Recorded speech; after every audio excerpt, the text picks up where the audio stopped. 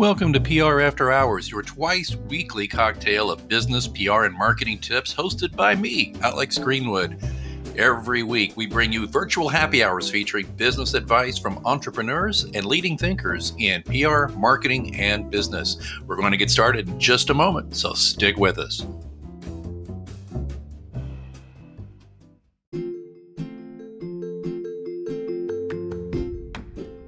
This is Holly Jackson, host of Inspiration Contagion podcast. You're in the virtual lounge with Alex Greenwood of PR After Hours. Do you know your customer? No. I mean, I know you know their name, and right, you know every customer's name, right? No, of course you don't. But you know your general demographic and who you're targeting, right? What? What are you telling me you don't? Well, don't worry. Calm down. Take a deep breath. Get some water. We got some help. He's on the way. It's Angelo Ponzi, 25 years plus of client-side agency and consulting experience in diverse industries, from semiconductors to financial to ice cream. And he focuses on three strategic pillars for success: insights, brand, and plan to develop effective and efficient programs for building enduring brands and sustainable and profitable business growth. He's a fractional chief marketing officer, and that sounds fantastic to me. I think I've heard that term several times, and to a large degree, I'm a fractional PR director. So I'm kind of curious to see how we overlap as we welcome Angelo Ponzi to the virtual lounge. Angelo, hello, sir. Alex, thank you so much. That was a great introduction. I feel like I should be ripping my shirt open and showing to you the S on my T-shirt underneath, right? But it might be a fractional S, though. So it might be, yeah. I don't want the DC Comics calling me up and telling me to cease and desist. So I got to be careful with that. I understand all too well. Hey, let me go to that last point first. I would love to know, and I'm sure our audience too, who is comprised and composed of, I always get those two mixed up, so I'll say them both, of both public relations marketing and just general solopreneurs and business owners. What is a fractional marketing officer? What is a chief marketing officer in a fractional sense? How does that work? Sure. So basically, in the fractional role, my customers buy a fraction of my time. So it could be, 2 hours a week, could be 4 hours a week, 5 hours a week, whatever it happens to be. So when I first engage with somebody, we talk about, what's the scope of the work, what's really needs to be done, how much of it needs to be external. I have one client, I used to go into their office for 8 hours a week and sit in an office, and I help manage a staff of, I think at the end of the day, there was like 20 people in sales and marketing. And so I went there, and sometimes I was working on their business. Sometimes I was just sitting in their office doing my other work, but they wanted me on site. And so the fraction becomes a fraction of my time. If I do interim work, it's usually more on a full-time basis, but I'm in that role on an interim basis. So sometimes they say, hey, we just lost our senior level marketer. We need somebody to come in for the next 2 months while we're looking for a full-time hire. We don't want to miss a beat. And that's the other side of the coin. And we say, outsourced and those kinds of things, but really it's interim or fractional. And then there's the consulting side where, I'm just selling a few hours of my time and doing some coaching, actually working with a digital agency right now as their coach, which is interesting. And I got the gig because I grew and sold an agency.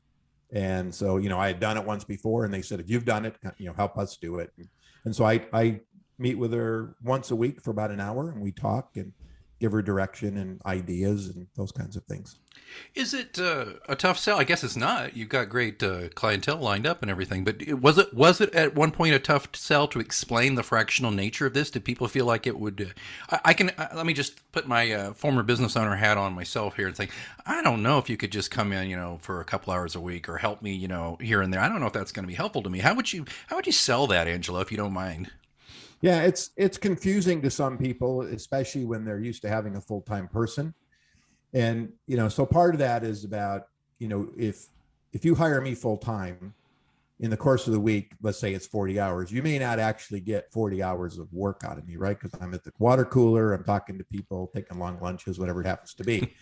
But in the role I take on, you get, every minute of every hour is focused on your business that you're hiring me for.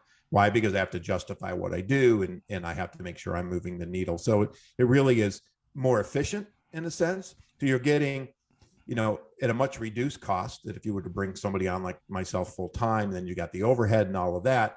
So now they've got, my skill set at a much reduced rate. And, hopefully they got the people inside that I can give direction to. Usually most of my clients have some type of marketing person on staff. It's usually more of a junior person. They're good at executing. They can build a website. They can do the digital campaign. They can make a brochure. But when it comes to strategy and really digging in and understanding the differences within the vertical markets that they might be selling, that's not their thing. They don't understand that. They don't understand how to build that business plan and whether you're scaling or pivoting. And so that's kind of the role I fill in. It is, lately I'm in the middle of repositioning my brand. Frankly, I'm tired of explaining the Ponzi scheme to people that I'm not part of that, but I didn't say it. I want credit that I did not say that. I know you wanted to. I could see it. I could see that you wanted to. And you wouldn't be the first already this morning, and so we're kind of moving into this role of marketing architects, and that's that using analytics and as the foundation, fact-based information. And so we use research, as you said, insights. We're using a lot of research to gather that information, understanding the market, understanding the customers, using those nuances to help shape messaging and positioning, and then driving the business plans or strategic marketing plans or sales plans. And then once we get the kind of the tactical side, which is going to be part of that plan, we convert into general contractors, if you will, and we'll bring in other teams to execute. And then we'll either manage or, again, we might turn into consultants at that point in time. You just give advice to make sure they stay on plan, on budget, on time, and on message.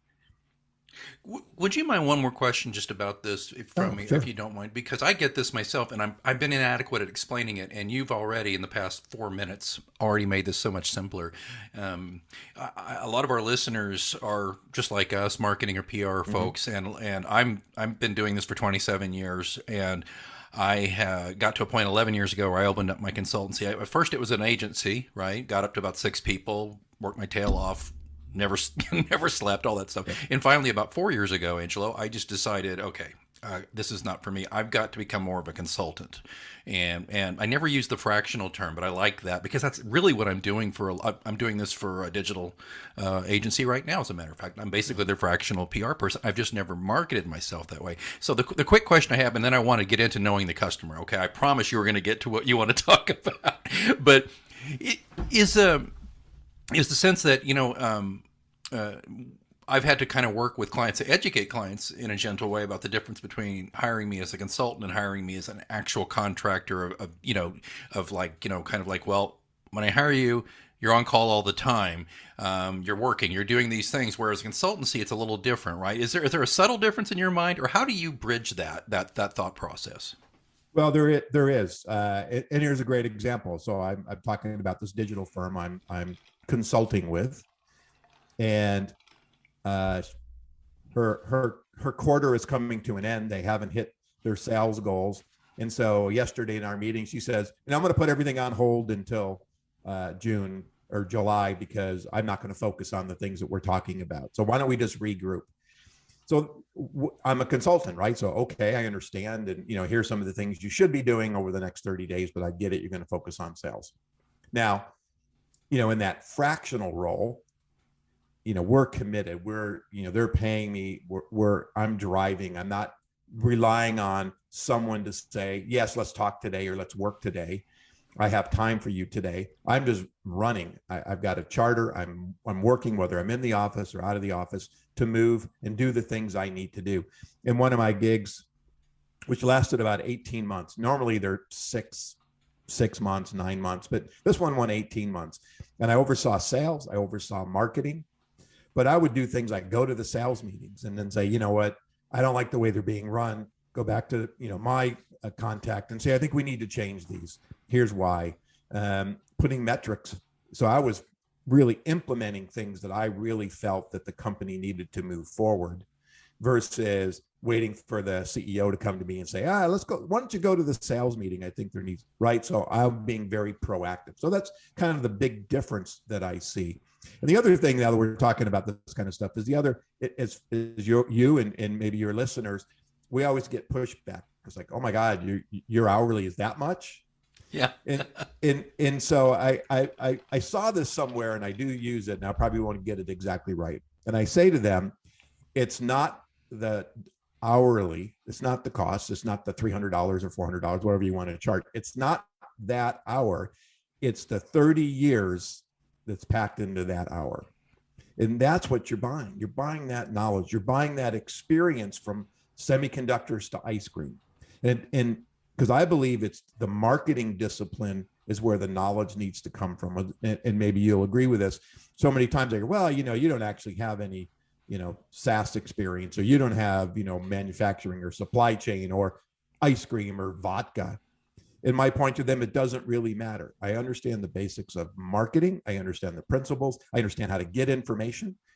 And I can utilize that information to be strategic. As I said to literally the ice cream parlors across the country, they said, what experience do you have? I said, well, I eat a lot of ice cream. I really love it, but I don't know how to market it.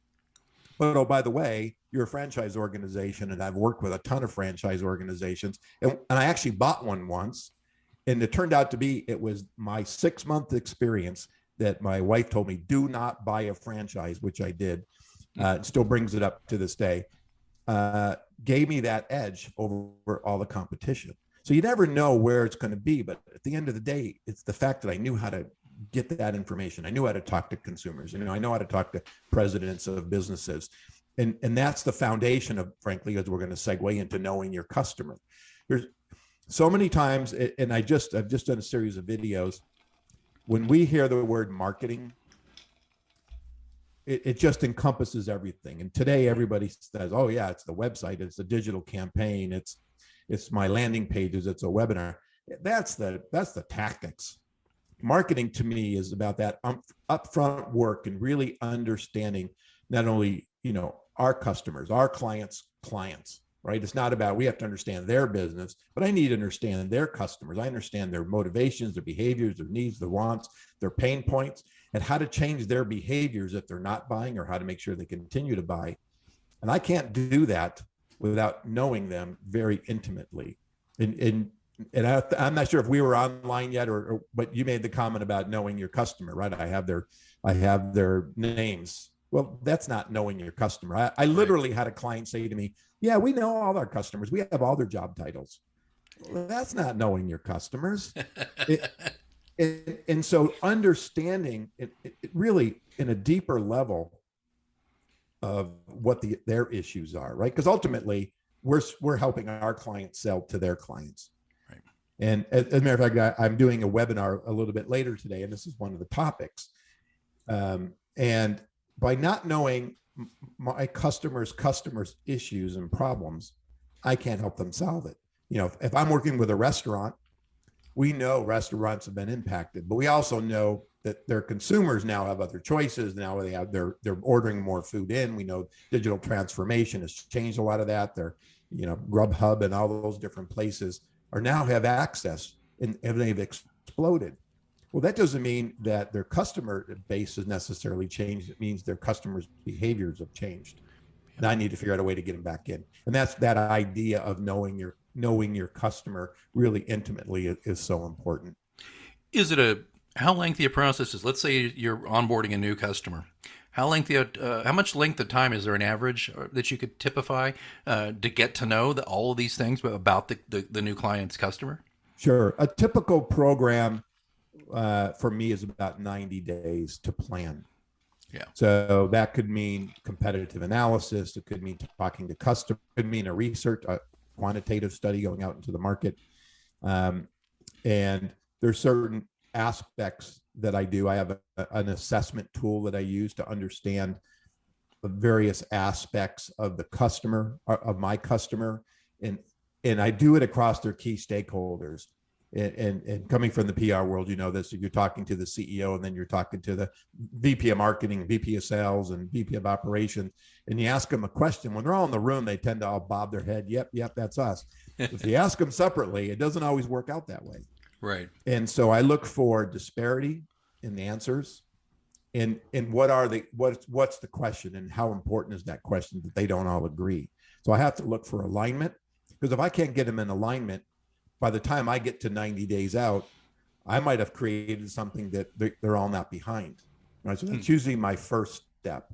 And then, I always looked at the competition, and then I look at, can we afford to do a research study? And I want to say to your audience, when I say research, everybody goes, oh, that's, big companies, we can't afford that. Right. It's BS, right? It can be done. It can be done whether it's you're talking to doing 10 interviews with your customer base, current customers you lost. That doesn't take time. It takes time, not necessarily money. You can do a quantitative study that doesn't cost a lot of money. And the idea is taking it out of the boardroom and talking to yourselves and getting some kind of insights. And there's a lot of different ways to do that. And secondary research. I mean, there's so much information online today that can give you a foundation. And the only caution I give to your listeners, if you're using secondary research, it's stuff you're pulling off the internet, make sure you know where it came from. Yeah. Right. If I sit here and quote McKinsey, I've just added some validity to it. But if I tell you, I got this study from Bob's really good research company, I have no idea who Bob is. Right. So it's about reputation and their modeling and their methodology. It doesn't make sense before you start quoting or changing directions on your company based on some data that's not really solid. I've found that, particularly with the small, mid-sized companies I work with, we'll even do. I don't know. Tell me if you think this is. I assume you'll think this is okay, depending on our on how we set these up. But we'll do surveys of their customer base. Maybe we'll offer a $25 Amazon card just to participate. You get a shot at it. That kind of thing. Mm-hmm. I know it gets down. I can already sense the answer will be, well, Alex, yeah, those are a good idea, depending on how you set them up, depending on the questions you have set up. But what do you think about just down and dirty surveys? Well, I used to call those, and still do, call them grandmother research or sticking your toes in the water, right? You're trying to get some level of insight from your customer, and what you hear, it might trigger to do a deeper study.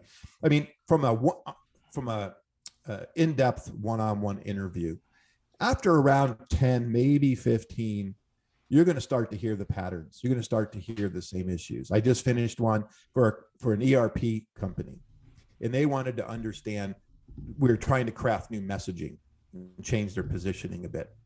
But during the interviews, I found out they had a lot of operational issues. Now, I set up the questions to kind of dig that out because I've had other experience with that. But I wasn't going to focus on it too much if I kept hearing they're great and they're wonderful. But I heard a lot of stuff that caused a lot of issues that they needed to fix, or they were going to have customer issues down the road. It didn't matter how great their product and services was. There were certain things that were just ticking off the company.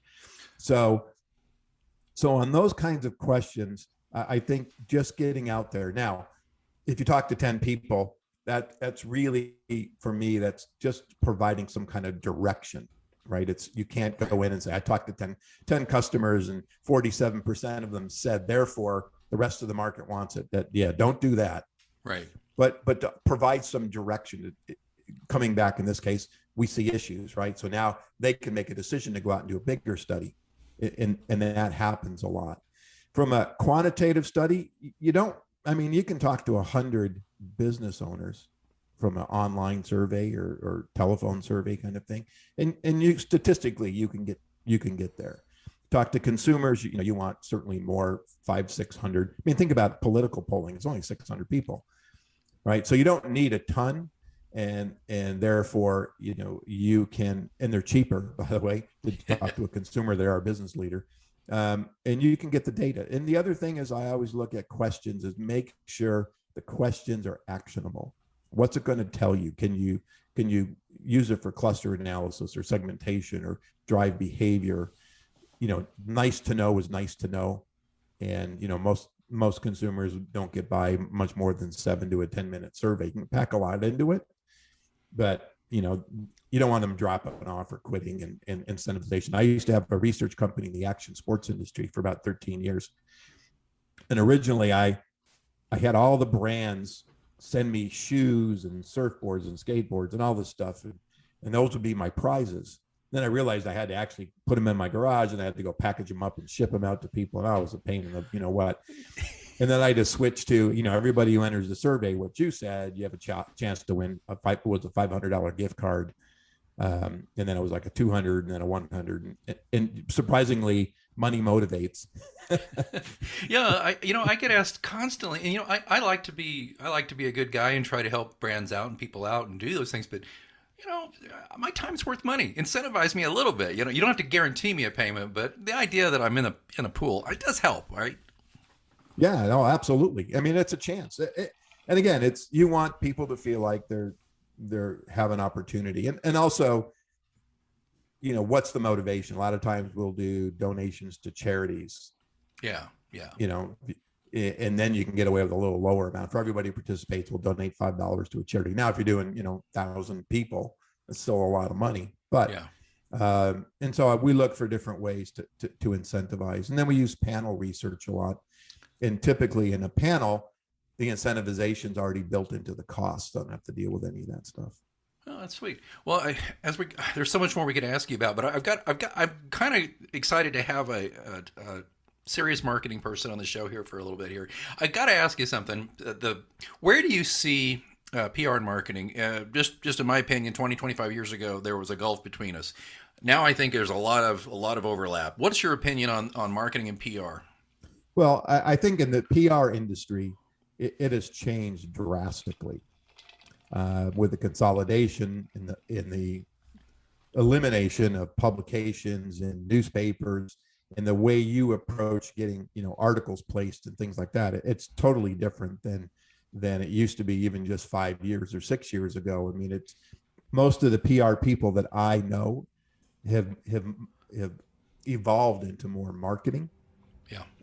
In doing some of the things I do, for example, and because traditional PR has just changed, and so, but given that, again, I look at marketing as that umbrella, and I see underneath that is PR, trade show, all the different aspects, because we're all working from ultimately the same plan that's driving a purpose, and I've also have. Sales and marketing also used to be that big divide, and right. And I've never believed that. And I actually have some strategic partners who believe the way I do. And, we jokingly say we're, sitting around the campfire singing Kumbaya, because it really is. I mean, my friend says to his clients, look, you need help here, but I don't have a message. I don't have a focus. I can't help you, go out and sell when we don't know how to sell it, because we don't understand what the company is. You need a marketing guy. So we really kind of changed that, how sales and marketing have worked. And the pandemic has certainly changed that. I mean, the traditional funnel was, if you look at, interest, consideration, trial, blah, blah, blah. Well, it used to be after interest and consideration is kind of where you started to hand off the leads to sales, and now it's pushing much farther into the funnel, because consumers are doing in business, consumer B2B, B2C, are doing a lot more work online before they ever pick up the phone or make a decision. So there's such a dynamic shift in making sure that you have that online presence, that your reputation is being managed. My brother's actually a well-known researcher in the reputation management field, and he works all around the world looking at businesses about managing their reputation and doing benchmark studies, because ultimately that's what it is. It's about my reputation, about your reputation, it's about our clients' reputations, because you have a great product, but if you're difficult to work with, or blah blah blah, people don't want to deal with that. So anyway, I'm rambling. Not at all. This is great. I could keep going, but we'll have to get you back one of these days. Angelo Ponzi, tell everybody, if they'd like to learn more, where do they need to go? Sure. So the easiest way is LinkedIn. I am on LinkedIn, Angelo Ponzi. I don't know my LinkedIn address, but you can find me there. My website is theponzigroup.com. And as I mentioned earlier, I also have a podcast called the Business Growth Cafe. And so I encourage you to, listen to that. You can find me on any podcast platform, as I'm sure you can find this show. That's right. And folks, don't worry if you're furiously scribbling down those things. Don't worry about it. The links are going to be in the show notes at prafterhours.com. And of course, in the show notes of wherever you happen to subscribe to this show, whether it be Apple Podcasts, Spotify, Anchor, yada, yada, yada. So, Angelo Ponzi, I've learned a lot. I'm sincere when I say I'd love to have you back down the road because I think there's so much more you could tell us. But I really appreciate you taking time to come down here into the virtual lounge of PR After Hours. Yeah, well, thank you so much. I really appreciate it. I love talking marketing with another marketing person. It's a lot of fun, and maybe next time we can share some horror stories or war stories, however you want to position them. I'm sure we got them. We both have them. Oh, man. I don't even know if you know that, but I love the war stories. Those are my favorites. Oh my gosh. I think frankly, they're more entertaining and people learn more from them because every mistake I've ever made or every bad move every client's ever made that I've shared, of course, anonymously, people just eat it up. Well, and that's how we learn, right? I mean, my first business was at age 23, and my first failure of a business was age 23. So, in and out in 8 months. Wow. But the lesson I learned, carried me forward. Then it was 7 years later, I started my second one. So I wasn't going to be put down. My dad was an entrepreneur. And so I saw it and I wanted that kind of lifestyle. There's a lot of great, I call them litter on the side of the road or dead bodies, depending on how to look at them. To get one or two successes, you've got a lot of failures, and that's how we learn. It's how we learn. Angelo Ponzi, thanks for joining us. Thank you.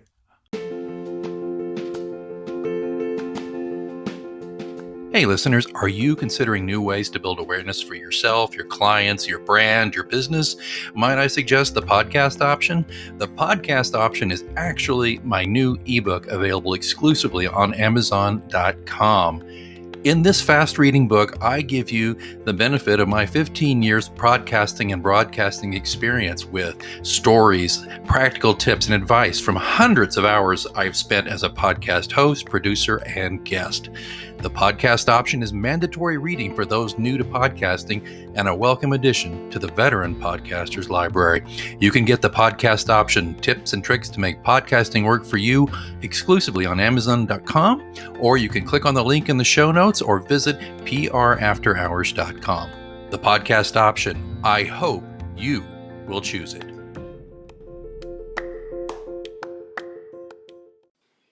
Hello, listeners. It's me, Alex, from PR After Hours. I hope you're enjoying the show so far. And I wanted to talk to you just for a moment about the way I get this show right into your earbuds every week. It's because I use Anchor FM. Now, I've told you previously that I've been podcasting since 2006, back when we used stone knives and bear skins and a couple of Dixie cups and string. Anchor FM has really streamlined this and made it simpler for people who don't know the first thing about setting up a podcast or don't have, time to learn all the pro tools and stuff, because it's all right here.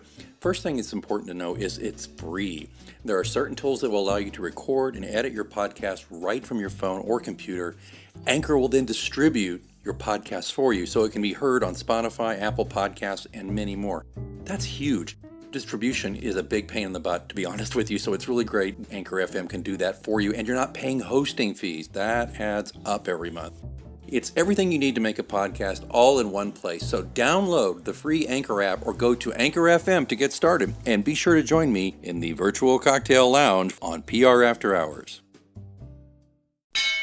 Oh, you know what that means? Looks like it's last call here at your virtual lounge for PR news, views, and interviews. Don't forget, you can ask me a question anytime. You can do it through our Twitter account, which is @HoursPR, or even better, you can send me a message vocally. I would love to hear your voice, and I'll answer it on the show. There's a link in the show notes. All you have to do is sign up through Anchor FM. It's free, doesn't take long. And you record your message, I get the message, I will play your audio, just give me your first name and the city you live in, and then I will answer the question to the best of my ability right here on the show. Don't forget to, if you're enjoying this podcast, you can support it and help increase the frequency and value of the show. Just consider being a sponsor for your brand or your agency or just yourself because you're like, I like this show. or just drop a few coins in the virtual tip jar. Either way, there's links in the show notes. Please check that out. All of that, of course, being in the show notes where you're listening right now or at prafterhours.com. I see that they're turning up the lights. Last call is over, and I've got to clean up this virtual lounge. And until next time, I'm Alex Greenwood, and you've been listening to PR After Hours on Anchor FM.